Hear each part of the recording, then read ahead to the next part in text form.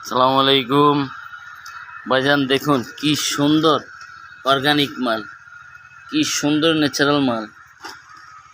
আপনারা এই অর্গানিক মালগুলা খাবেন, এত পরিমাণ মিষ্টি ভাই কল্পনা করতে পারবেন না। এই যে আমার এক কৃষক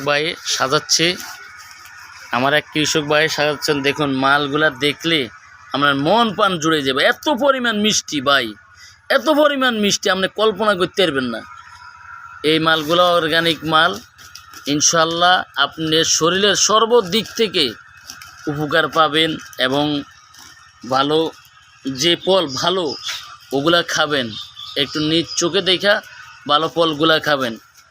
কিন্তু বাজারও কিছু দুষ্কৃতিকারী, এই যে সমস্ত দুষ্কৃতিকারীগণ বাজারে খারাপ ড্রাগন দিয়া মনে করেন মাল ছড়ায়,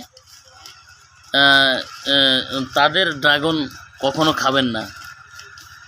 তারা বিভিন্ন প্রকার কেমিক্যাল পদার্থ দিয়া মাল বানায়, ওই মালগুলো খাবেন না। এই অর্গানিক ন্যাচারাল আল্লাহ প্রদত্ত মাল খাবেন।